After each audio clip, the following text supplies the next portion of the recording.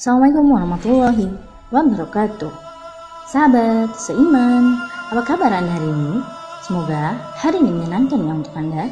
Kali ini Islam 10 Things Official akan membahas tentang sejarah Masjidil Aqsa menurut Islam bagian kedua.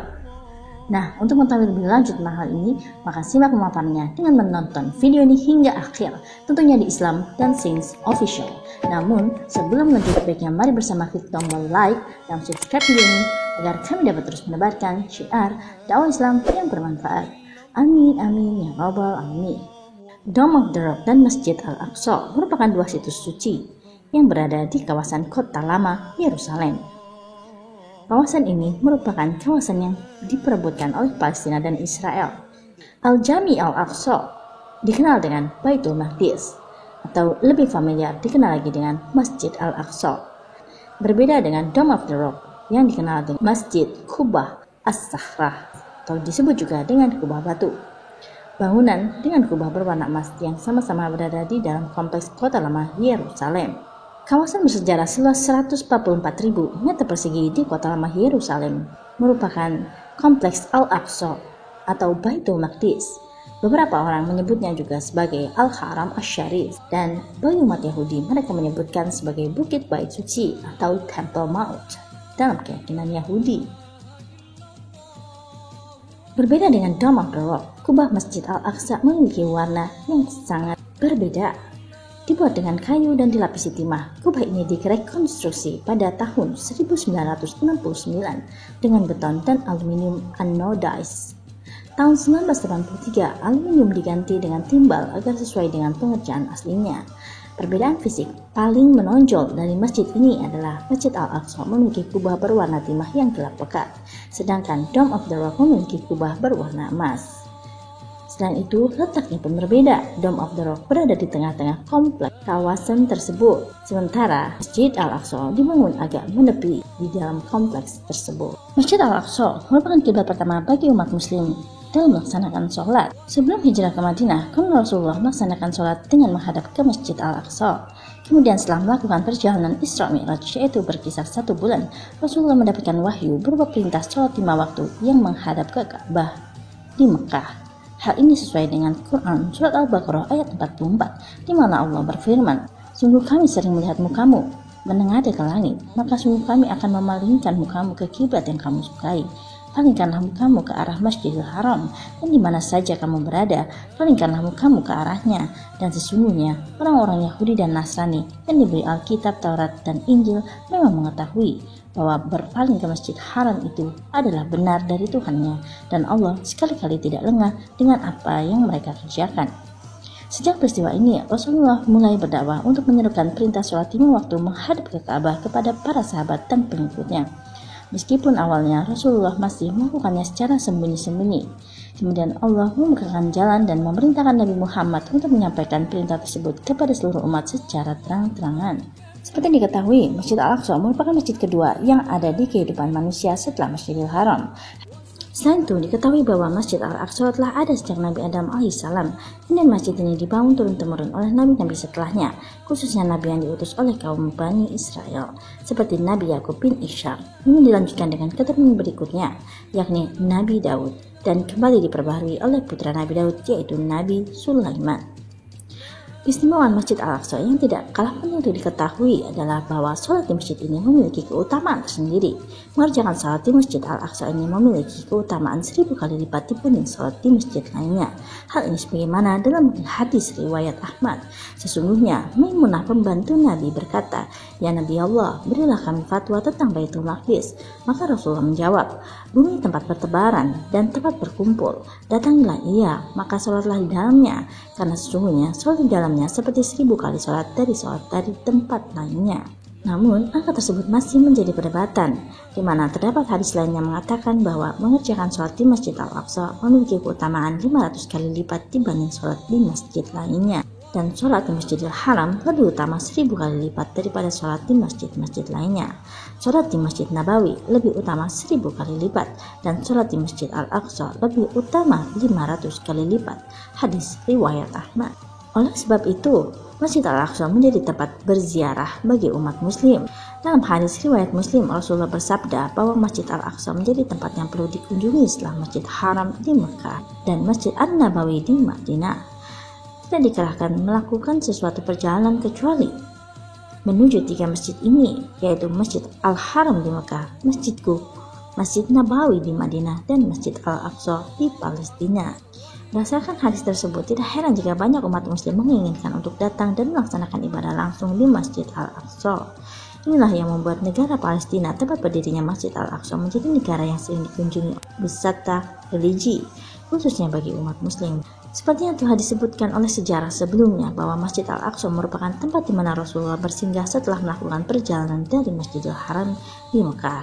Di masjid inilah Rasulullah diberikan wahyu yang luar biasa oleh Allah, yaitu perintah melaksanakan sholat 5 waktu yang perlu ditunaikan oleh seluruh umatnya.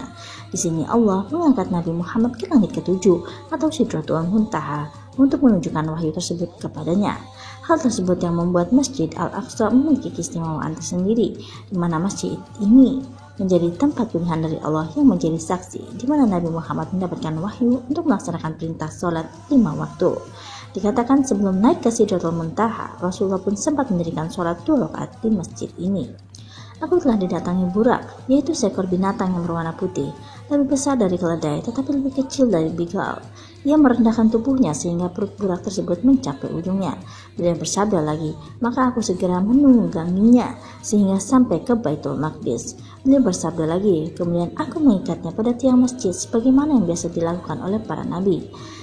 Jurus kemudian aku masuk ke dalam masjid dan mendirikan sholat sebanyak 2 rakaat. Setelah selesai, aku terus keluar. Hadis riwayat Muslim. Masjid Al-Aqsa atau Baitul Maqdis adalah masjid yang penuh dengan sejarah. Tahun 70 Masehi, masjid ini dihancurkan oleh Panglima Titus dari Romawi pada masa pemerintahan Umar bin Khattab. Umat Islam dapat membebaskan kota Yerusalem yang dijajah oleh Romawi Bizantium.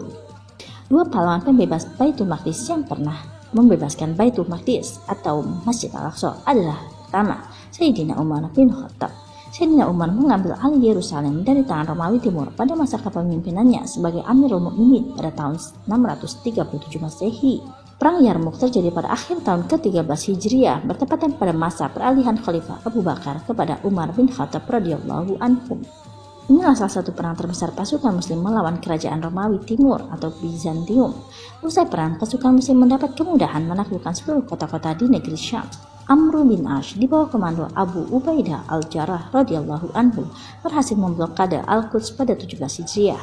Kemudian Umar datang ke Palestina untuk bertemu langsung dengan salah satu pembesar Romawi, Sophronius. Umar menandatangani perjanjian dengan Sophronius di mana sang khalifah memberi jaminan bahwa penduduk Kristen dan tempat suci di Yerusalem akan dilindungi di bawah pemerintah kaum muslimin. Ada yang menarik di kala itu dari sikap Umar bin Khattab ketika beliau dipersilahkan sholat di gereja Makam Kudus, salah satu tempat suci umat Kristen. Umar menolak untuk sholat di dalam gereja sehingga kaum muslim tidak meminta konversi gereja Makam Kudus menjadi masjid.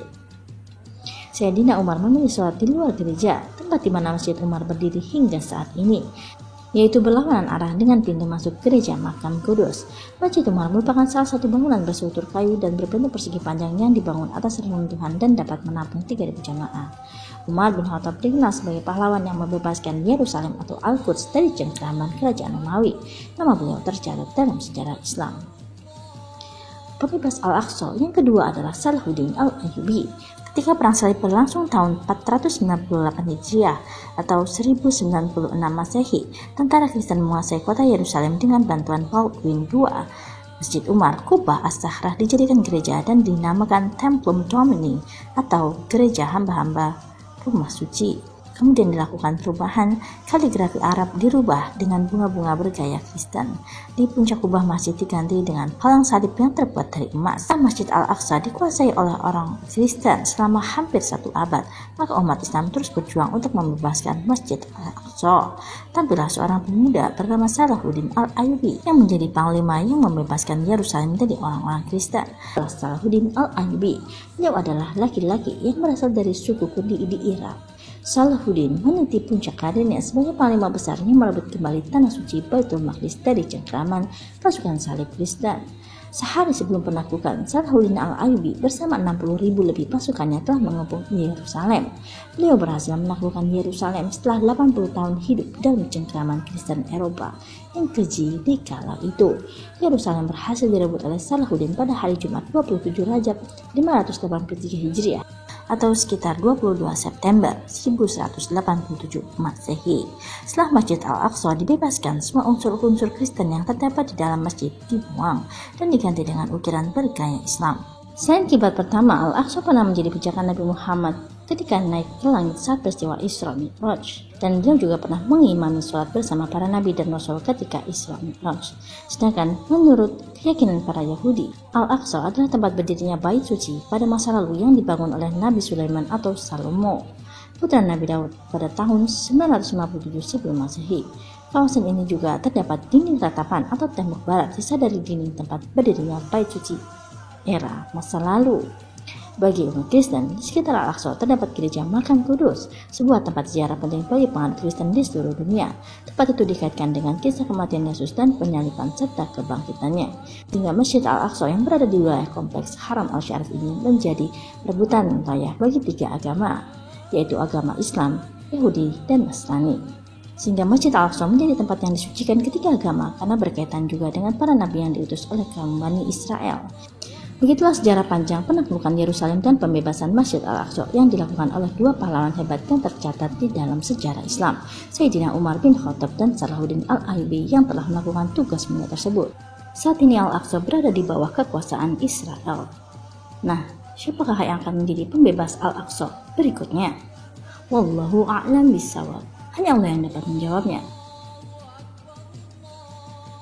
Terima kasih telah menonton channel ini dan jangan lupa bantu klik tombol like dan subscribe video ini karena sebaik-baik manusia akan bermanfaat bagi manusia lainnya.